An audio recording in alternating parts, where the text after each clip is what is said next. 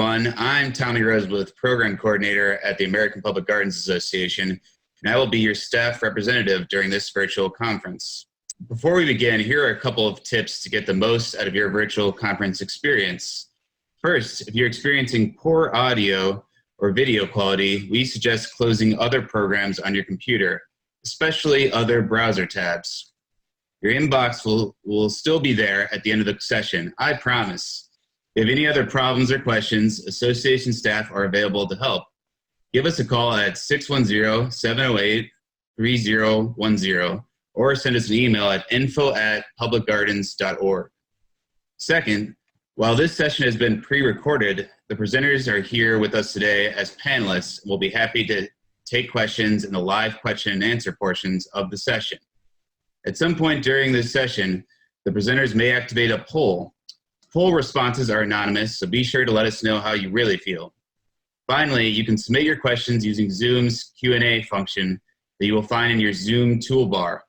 Questions can be submitted anonymously. You can also upvote other questions to indicate you would like to hear them answered. We will try to answer as many questions as we can during the live Q&A portion of this session. Some questions may be answered directly through the Q&A feature.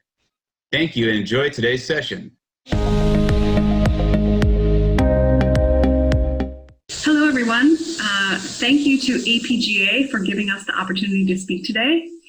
My colleagues and I want to share with you the various ways that our organizations are trying to take a solutions-based approach to climate change. Where addressing climate change with your audience can be a challenging task, depending on the makeup of your visitors and your members, but it doesn't have to be impossible.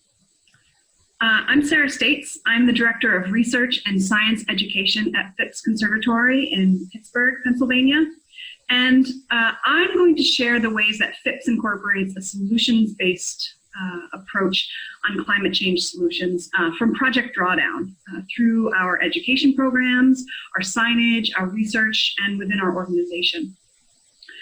So I'm pleased to say that an essential part of Phipps' mission, which you can read here, is advancing sustainability and promoting human and environmental well-being.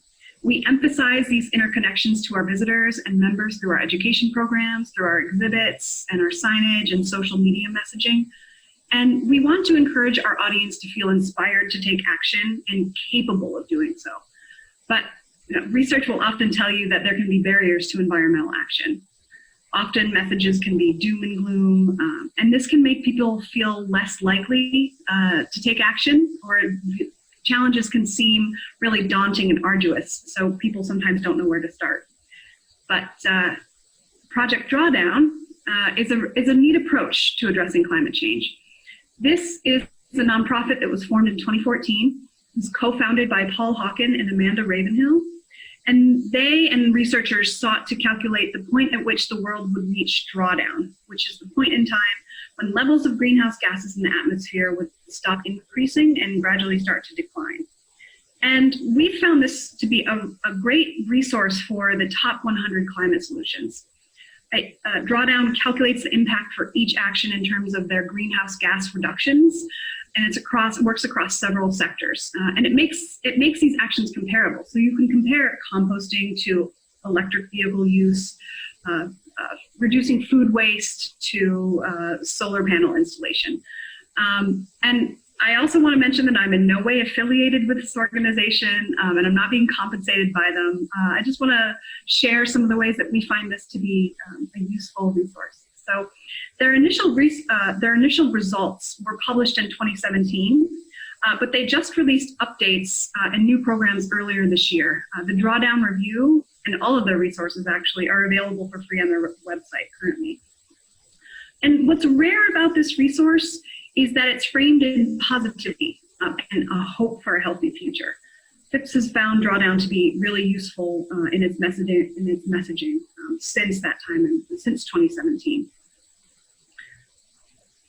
So Phipps believes that in order to achieve a low carbon future, we have to recognize the value of global action, both large and small, from individual action to corporate action to political action, and across all sectors, health, transportation, buildings, land use, etc.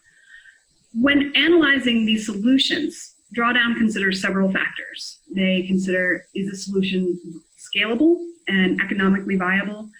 Does it reduce greenhouse gas emissions either through avoided emissions or through sequestration? And are there sufficient data to model these technologies at a global scale? So I've included just the top 10 solutions ranked by the gigatons of greenhouse gases that they'll reduce if implemented here. So it's also ranked by 2 scenarios. Scenario 1 is more conservative. It considers if we were able to stop climate change close to 2 degrees Celsius of global warming. And scenario 2 considers stopping climate change closer to 1.5 degrees of global warming. And I've ranked them by scenario 1. And some of these, if you look at them, reducing food waste, plant-rich diets, these are actions that individuals can take, and they connect really well to botanic gardens. So, I encourage you to take some time to look at these resources. I'm not going to go into great detail about the different solutions, but I do want to share with you how we use these at FIPS. Another component of Drawdown is Drawdown Learn, and this seeks to make the Drawdown actions more accessible to students and teachers. There have been 2 conferences in 2018 and 2019, but there will soon be more available, some more materials available online. I admit that I'm a little unfamiliar with these programs because they've just come out a few months ago, but it appears that there will be a teacher network, there'll be online classes and action guides for educators. And it's intended for formal education, but I think this material will be really useful for educators such as ourselves in botanic gardens. So that was just a very brief intro of what Drawdown offers. I want to transition to talking about how FIPS has incorporated Drawdown actions into its work. Sustainability wasn't necessarily on the forefront of our minds from the beginning. FIPS opened in 1893. It was a gift from Henry Phipps to the city of Pittsburgh. He was Andrew Carnegie's business partner, so he made his money in the steel industry. He intended the conservatory to be a respite for Pittsburghers. This is actually what the city looked like at that time. The conservatory was heated with coal. It takes a lot of energy and water to help tropical plants survive in a temperate climate. But things have changed a lot since then. If we want our visitors to care about the environment, we need to demonstrate that importance through our own actions. So in 2005, we built our first LEED Silver Visitors Center, and now we have 3 Living Building Challenge certified buildings on our campus, such as the Center for Sustainable Landscapes, which you can see here. We've increasingly emphasized sustainability and a responsibility for climate action to our members and visitors.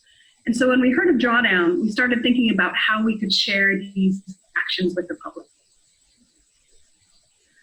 One of the ways we began helping people to take action was through our Green Power Drive. So in many parts of the world, solar panels are now cost competitive or less costly than conventional power generation. And so we partnered with a regional energy supplier to offer visitors the opportunity to switch their energy to renewables when they were on site at FIPS. If they did, they would get a free membership or a 6-month renewal in their membership. So supporting utility solar, which is what this action does, is an effective climate action with a really low barrier. And since January of 2017, over 5,000 people have switched their household energy to renewable energy through our program. And this actually opened up an avenue of research for us. So in collaboration with researchers from the University of Michigan and Stanford University, we wanted to understand what was driving folks to switch their household energy supplier to renewables. So we surveyed our members to find out factors that were related to already having one's household run on renewable energy at the time the incentive was put into place, and also switching to renewable energy on site. So this was a publication that just came out earlier this year. And we found that, as you might expect, more politically liberal participants were more likely to have already had renewable energy. But in terms of switching on site, younger participants and those who had a positive interaction with the on-site supplier were more likely to switch. So this was interesting. It told us a bit about our visitors and their behavior and how important interactions with others are for environmental action. And we're now developing a new survey to understand what, if any, environmental actions they've undertaken since switching to renewables. Because sometimes actions like these can lead to spillovers into similar actions. And as a result of this green power drive, many folks were indeed asking, what can we do next? So we developed a series of actions featured on our website that reflected some of the most impactful actions from Drawdown. In our Easy Steps with Big Impact for Climate Change, we provide information on various actions and how you can incorporate them into your daily life. So we provide more details on how the importance of installing a low-flow shower head or installing a smart thermostat, how you can switch to green energy, how you can start composting. People were asking us for these actions, and we wanted to encourage them to engage in other more environmentally friendly behaviors. Drawdown has also influenced the way that we talk about climate change with youth. A popular activity among our summer high school interns is a mock UN climate negotiation that's modeled after the negotiations for the Paris Agreement.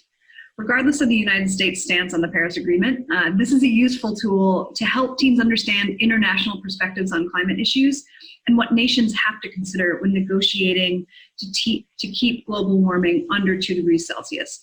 This program was actually developed by Climate Interactive out of MIT, but we incorporate Drawdown during the debriefing session because talking about the impacts of climate change can be really depressing and difficult to process. So bringing in these solutions that people can take at home or at a community level really helps make this work a little less daunting.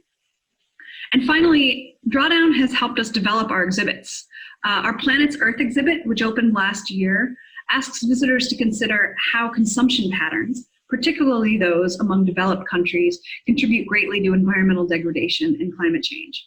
And we ask people to think regeneratively. So how can we live in a way that benefits people and the environment?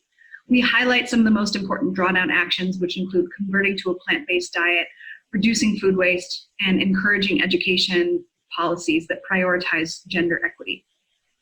So those are some of the ways that FIPS has been able to incorporate the Drawdown solutions into their work. Thank you for listening, and I will turn it over to my colleagues to talk about the ways they're using Drawdown at their institutions. Thank you, Sarah.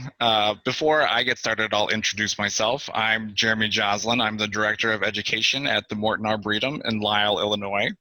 And I wanted to talk today about how Project Drawdown has influenced the Arboretum on a broad scale. The Arboretum recently updated its strategic plan at the start of 2020, and Drawdown became a significant part of the conversation around several of our strategic pursuits. And if you know the Arboretum's history of programming and engaging audiences around climate change, that's actually leaps and bounds ahead of where we were. I will say that the Arboretum's mission is to collect and study trees, shrubs, and other plants from around the world, to display them across naturally beautiful landscapes for people to study and enjoy, and learn how to grow them in ways that enhance our environment. And you would think that this mission would give us cover to deal with even politically charged issues like climate change. That's not always the case. But I think if our institution's goal stemming from that mission is to catalyze people to take action on behalf of trees and plants, we're going to have to address climate change eventually. So I actually started as director in November of 2017, which was a really interesting time to come to the Arboretum. The Arboretum had finally given staff the green light to publicly program around climate change specifically. You know, this obviously at a science-focused outdoor tree museum, climate change is always part of the story, but this was really our first opportunity to directly address the issue. And I've actually put some links to recordings from various climate change-focused programs that the Arboretum has run in the past few years. What finally led us program on this issue was cracking the idea that, well, of course, climate change is impacting trees. That's obviously the lens that we should be talking about this issue through. So that's what led to this first program in 2018, The Future of Trees, Hope in a Changing Climate. And already there's a parallel to Project Drawdown because we're talking about hope. We really consciously tried to put emphasis on yes, climate change is real, there's science behind it, it's changing our surroundings, but that doesn't mean we can't do something about it. And so we programmed on climate change through a lens of a tree focus, but also trying to put emphasis on what our audience could actually do to mitigate the effect of climate change. That also led to the 2019 program, How Trees Can Help the World, retreeing communities and making the world a cooler place to live in, pun intended, I think. And we know that trees aren't the only solution, but they are certainly going to be part of the solution, and that's what we wanted to focus on. And then even in 2020, and this is, at this point, we were all programming virtually, so this was, again, a digital a webinar session, Coping with Climate Change, how plants and people respond to our rapidly changing world. So if this was a in-person conference, I would share this link with everybody, but I'll make sure that the link to these programs get into the chat for the virtual conference. And if people are interested, you can all watch these programs and how the Arboretum started talking about climate change.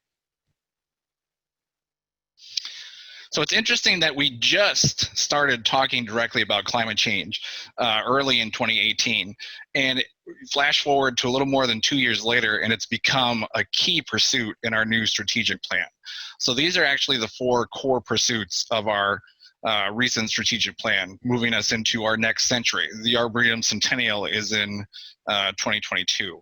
Obviously, there's a tree-focused initiative, but we also we specifically wanted to call out how the Arboretum can address climate change, again, through this lens of a tree focus. So we want to ensure resilient trees for the future at the Arboretum and in our region.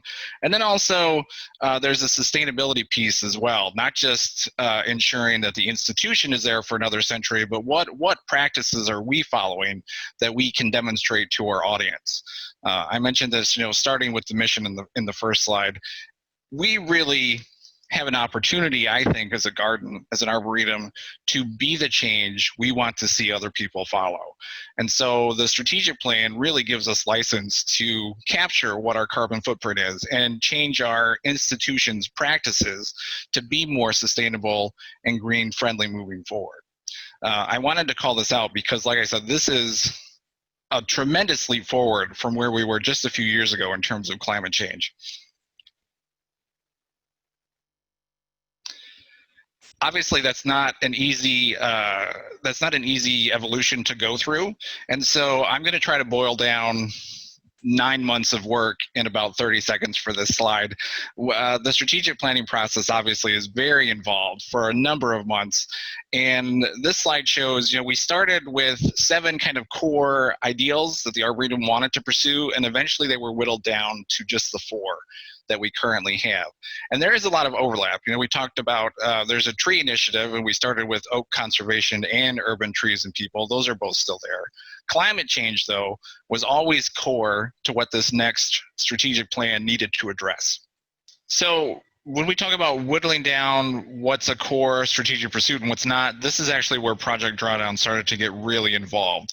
Part of the Arboretum's process for finalizing the strategic plan was several rounds of staff discussion groups and focus groups to both kind of dictate what was a priority and what wasn't, and then also what were some achievable outcomes in the 3 to 5 year time frame for each of those. And in terms of climate change and institutional sustainability, this is where Project Drawdown as a collection of solutions really got brought up from multiple people multiple times. And the discussion we found ourselves having was, yes, we are tree focused, we're a science focused, outdoor tree museum. Not all our Project Drawdown solutions are at least tree focused or tree relevant or even plant relevant. So where do we stop and start? If we are an institution but also a collection of individuals, we can all take private action. What do we want to encourage people to do? And so that's the question I would have for the audience. In terms of how you apply Project Drawdown at your own institution, even if everything mitigates climate change, what's off the table?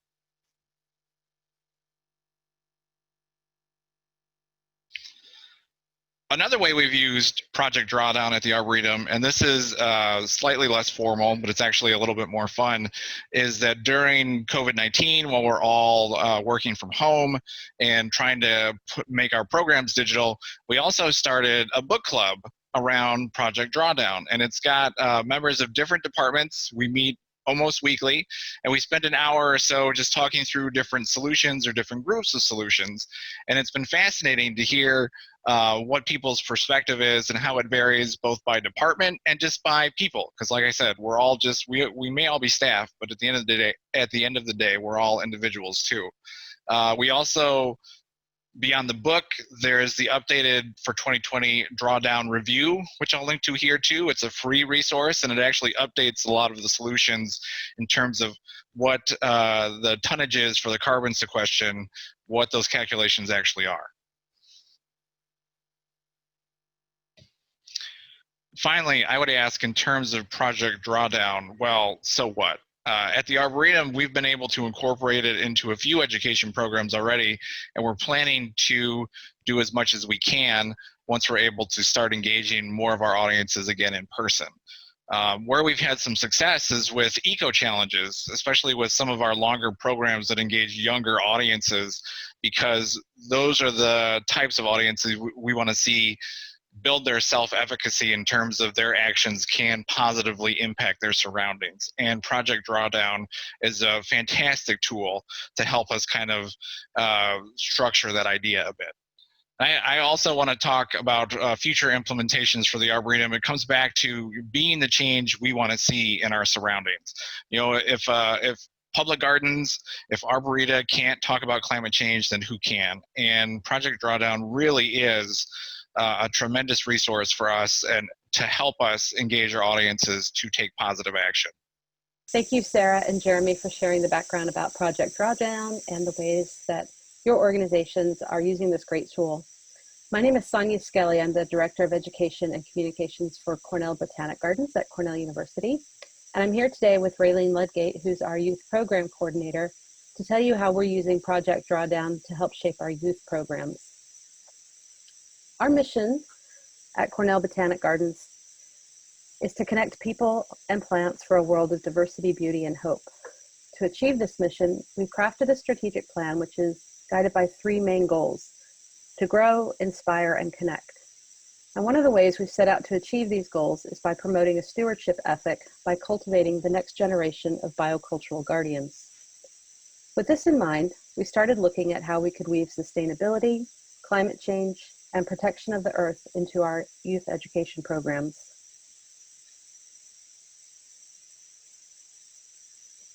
We have a small but mighty youth education team led by Raylene Ludgate, who you'll hear from in a moment. She works with an amazing group of volunteers and Cornell students to deliver youth programs in our schools and on-site in our gardens. Raylene has expertly designed programs for classroom learning, as well as those for an on-site youth-focused event that engages youth in fun, hands-on activities.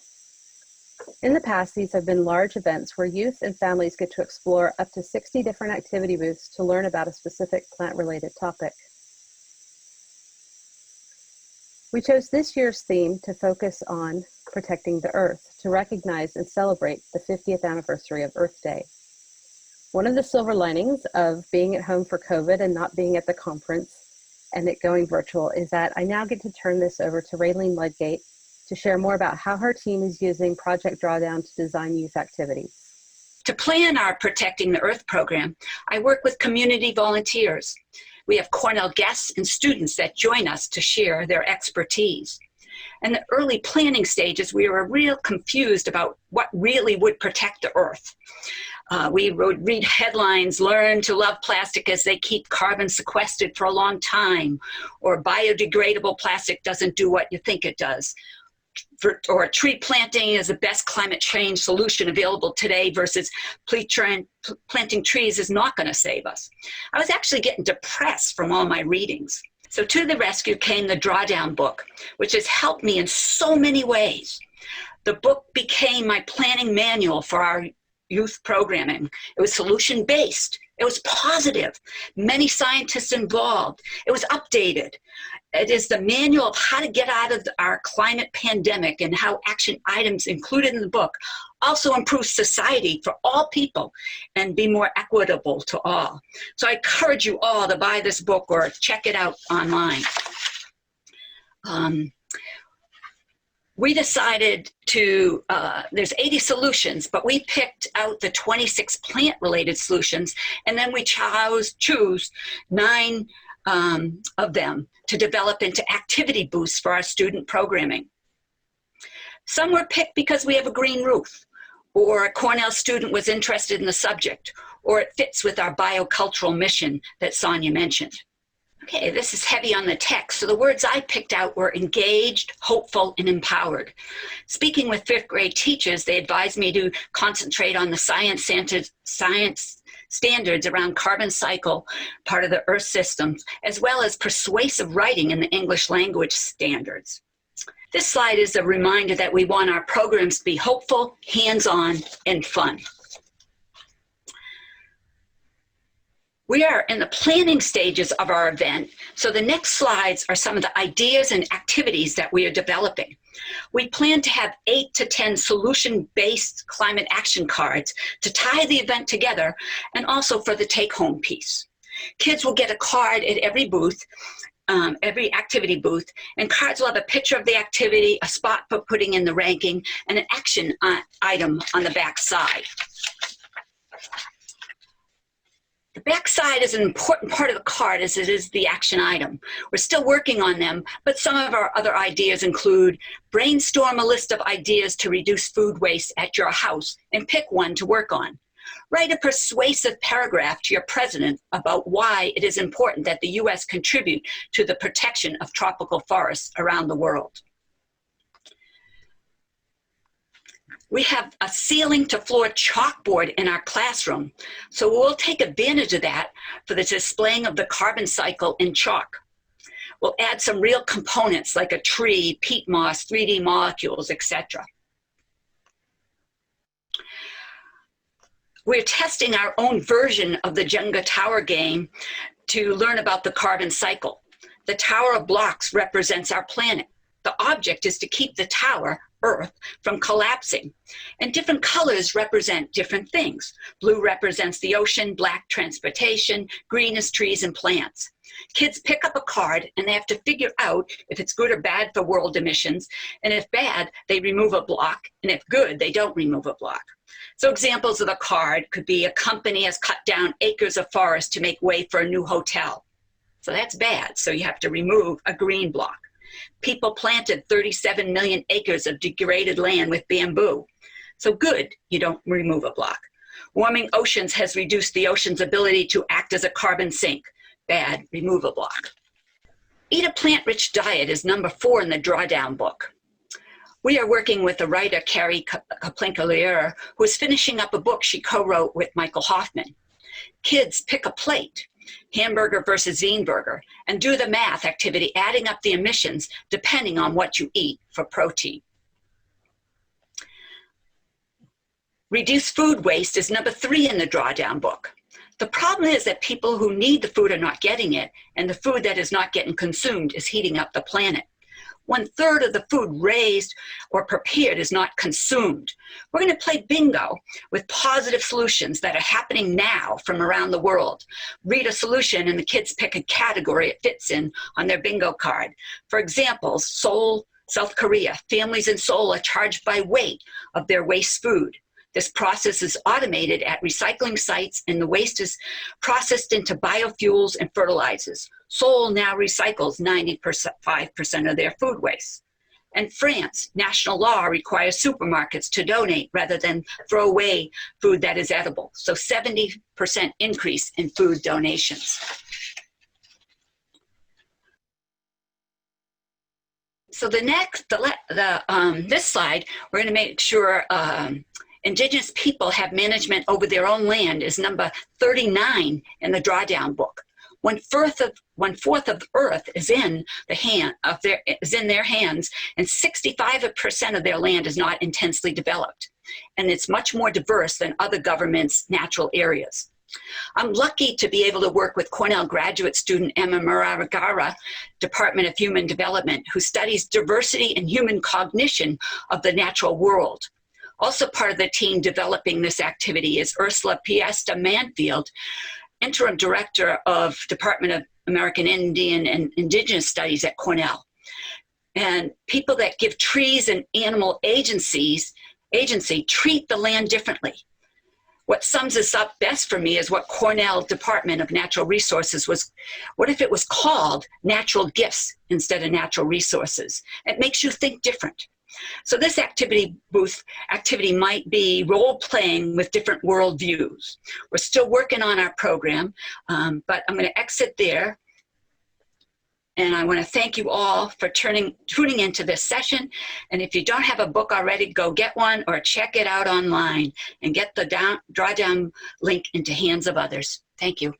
Thanks again for listening in today. My colleagues and I have put together a series of questions that we would love to talk to you about, but we're also happy to field any questions that you may have.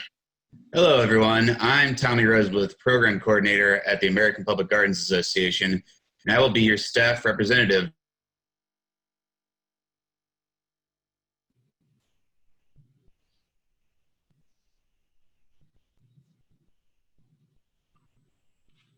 as closing other programs on your computer, especially other browser tabs. Your inbox will still be there at the end of the session, I promise. If you have any other problems or questions, association staff are available to help. Give us a call at 610-708-3010 or send us an email at info@publicgardens.org. All right, now we're live. Thanks everyone for attending our session and for listening to our discussions of the way we use Project Drawdown in our gardens.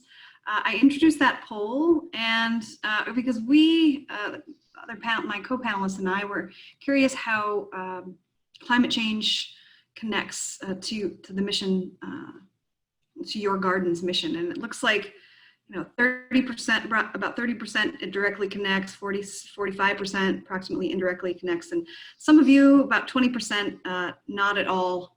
There's not a connection.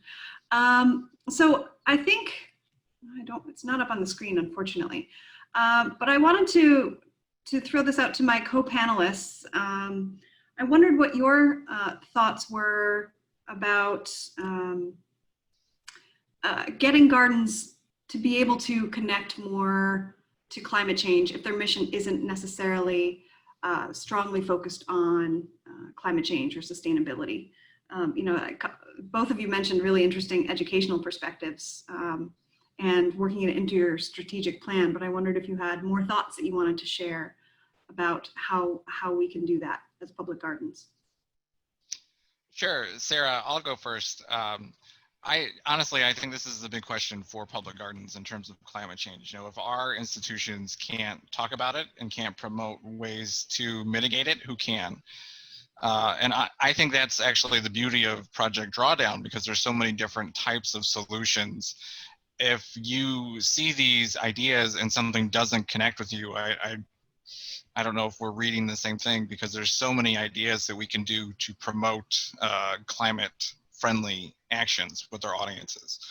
So I think the poll results are fascinating. I want to know from more of the audience, if saying climate change is indirectly or not at all relevant to mission.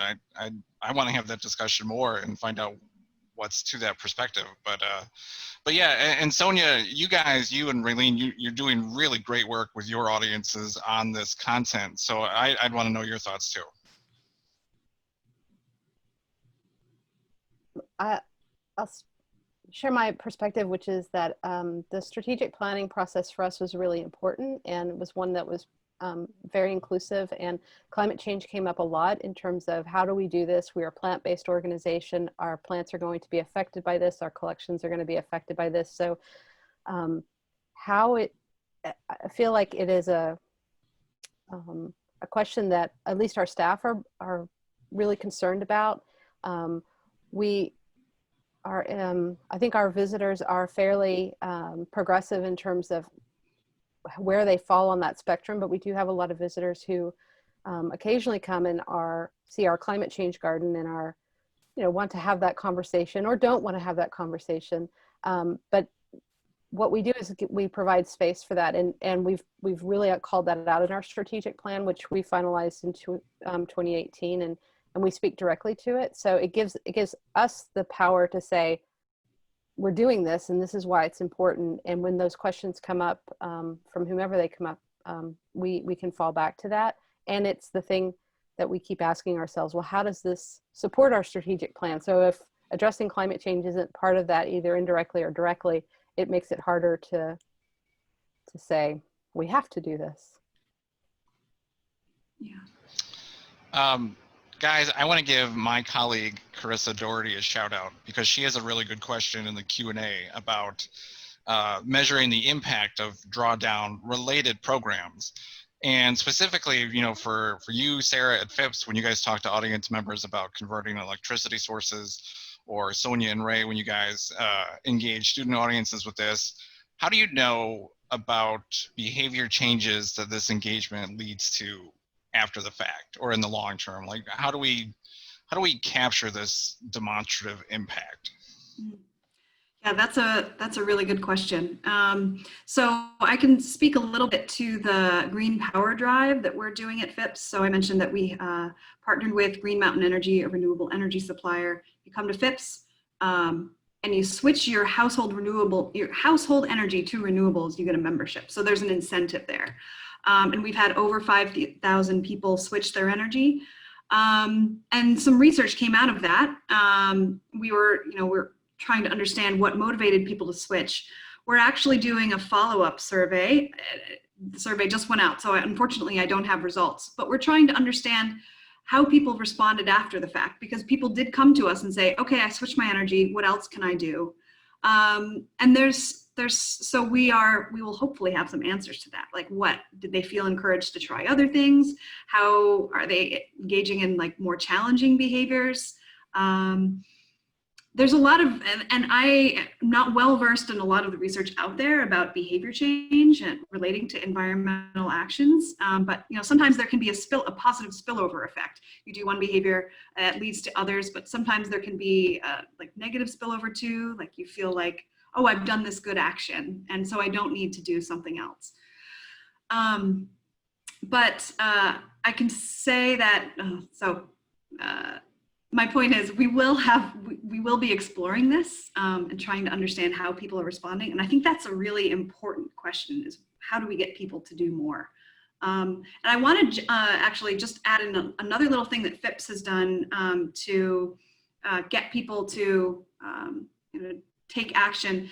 It's like a little bit, it's kind of indirectly related to climate change, but we as a garden had a single-use plastics hackathon where we got staff from all over Phipps, from horticulture, events, marketing, education, to come together and talk about ways that we could reduce single-use plastics across the conservatory. And we had some really great discussions with folks who didn't normally talk to each other, and just did a lot of brainstorming all day. And it really led to some ways of reducing plastic use. And so I could see this, if there are gardens out there who your mission may not be directly related to climate change, maybe get some staff together who don't normally talk to each other and just do some brainstorming. It was a really productive activity, but I want to turn it over to Sonia. Or I had an idea. I mean, one of our booths was going to be how to be activists. That's actually was going to be one of the stations that the kids would come to. And we have quite a few activists in Ithaca area. So we haven't designed that booth, but definitely trying to get the kids to write down their action, give the action, and trying to I like getting the different generations together. So I sort of envisioned this food waste with grandma and kids, get rid of food waste in schools. So the grandmas are going to volunteer in the schools to sort of get the whole food waste going. But just ideas that we've floated around. I'll just say that we also have partnered with faculty in the social sciences department to do a survey, not with the Drawdown program, but with our climate change garden program. But I also see that partnering with that same faculty or other ones who are in education and communications and working with Ray when we take these to the schools or we do it on site, to really figure out how we can measure some of that. It's a really big question that we're trying to figure out. So if any of you have ideas, we would love to hear from them, whether it's about a drawdown project or something related to action and measuring that. A lot of it's self-reported, but how we can follow up in an immediate future and then perhaps even longer term. And there was a question here about connecting with Indigenous peoples and knowledge. And I'll just say that we're fortunate at Cornell to have a department and a unit that is focused on Indigenous peoples and our local and national Indigenous people here. And so we partner with them and we look to them to help guide us in having those conversations. So if you have a university that has that, or you have other connections with that, we're happy to talk about that and the things that we've learned from that partnership at another time or offline.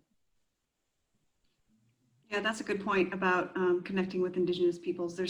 That is such a big part of Drawdown. And that also kind of ties into the environmental justice question. And so I feel like incorporating Indigenous knowledge and Indigenous rights is very important to Project Drawdown and ties very much into environmental justice.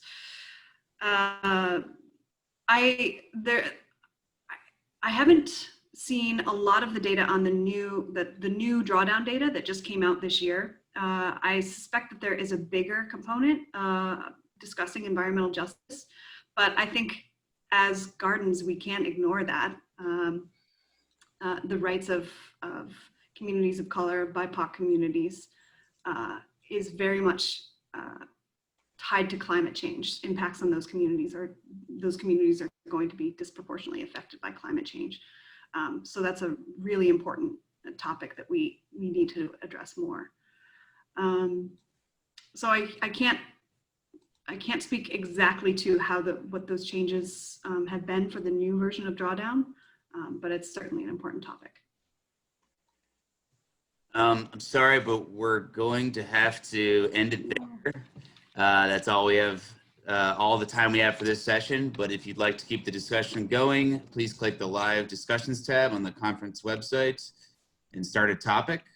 We'd also like to thank our presenters and all of you for being a part of today's session. We'd also like to thank Lake Flato, our education and communication track sponsor, for sponsoring today's session. And be sure to join us for Idea Cafe today at 3:50 p.m. Should be a great special session. And thanks again, everyone, for coming.